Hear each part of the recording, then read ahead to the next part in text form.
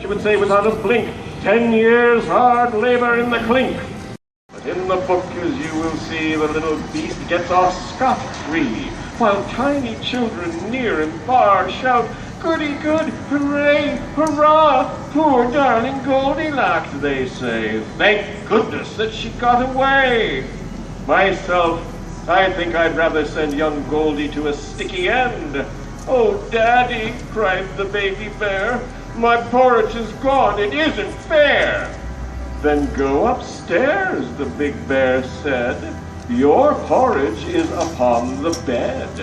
But as it's inside, mademoiselle, you'll have to eat her up as well."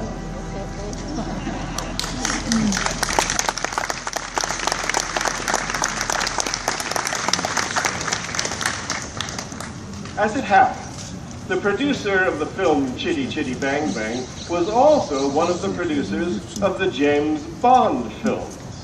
This fact was evidently not lost on our Mr. Doll, because he wrote the screenplay for You Only Live Twice, the fifth film in the James Bond series.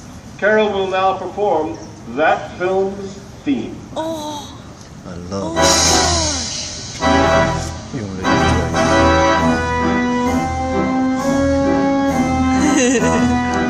The best music for James Bond.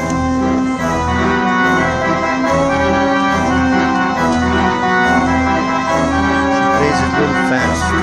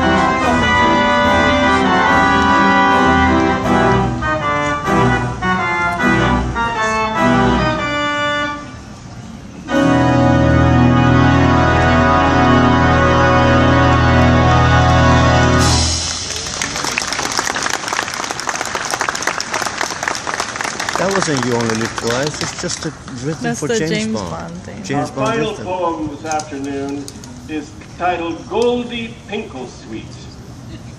It's from Charlie and the Great Glass Elevator.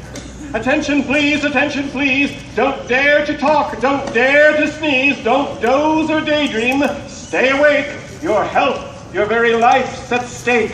Ho ho, you say, that can't mean me. Ho ho, we answer. Wait and see. Did any of you ever meet a child called Goldie Pinklesweet, who on her 7th birthday went to stay with Granny down in Kent? At lunchtime on the second day of dearest little Goldie's stay, Granny announced, "I'm going down to do some shopping in the town." Do you know why Granny didn't tell the child to come along as well? She's going to the nearest inn to buy herself a double gin.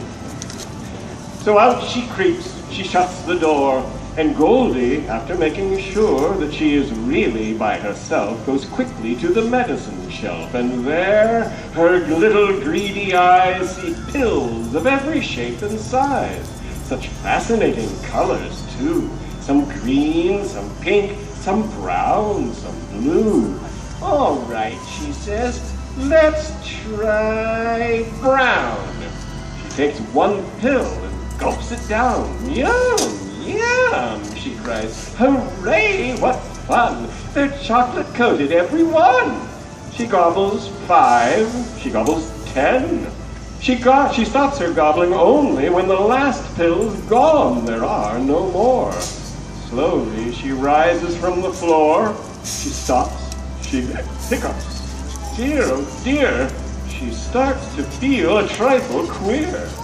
You see, how could young Goldie know?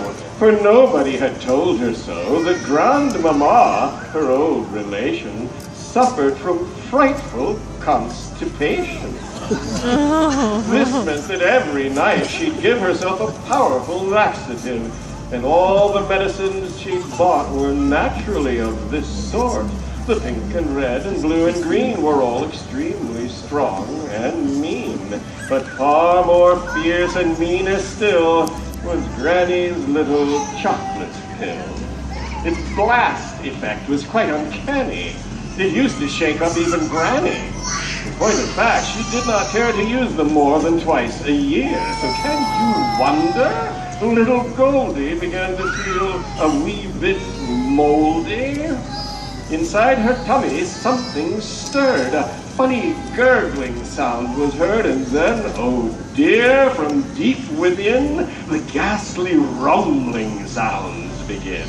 They rumblate and roar and boom. They bounce and echo around the room.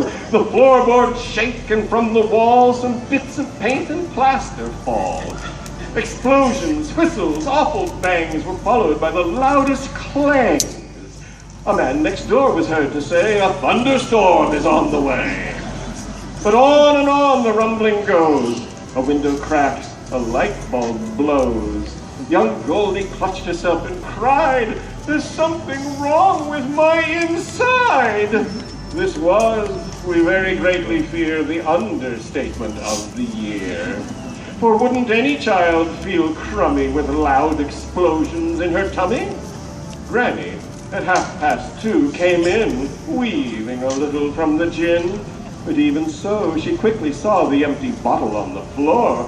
"Oh, my precious laxative," she cried. "I don't feel well," the girl replied. Angrily, Grandma shook her head. "I'm really not surprised," she said. "Why can't you leave my pills alone?" With that, she grabbed the telephone and shouted, "Listen, send us quick an ambulance. A child is sick. It's number 50 Pontville Road. Come fast. I think she might explode." We're sure you do not wish to hear about the hospital and where they did a lot of horrid things with stomach pumps and rubber rings. Let's answer what you want to know. Did Goldie live or did she go? The doctors gathered round her bed. "There's really not much hope," they said. "She's going, gone," they cried. "She's had her chips, she's dead, she's died." "I'm not so sure," the child replied. And all at once she opened wide her great big bluish eyes and sighed, and gave the anxious docs a wink and said, "I'll be okay, I think." So Goldie lived, and back she went at first to Granny's place in Kent. Her father came the second day and fetched her in a Chevrolet and drove her to their home in Dover. But Goldie's troubles were not over. You see, if someone takes enough of any highly dangerous stuff, one will invariably find some traces of it left behind. It pains us greatly to relate that Goldie suffered from this fate. She'd taken such a massive fill of this unpleasant kind of pill, it got into her blood and bones. It messed up all her chromosomes. It made her constantly upset, and she could never really get the beastly stuff to go away. And so the girl was forced to stay for 7 hours every day within the everlasting gloom of what we call the ladies' room. After that, the WC is not the gayest place to be.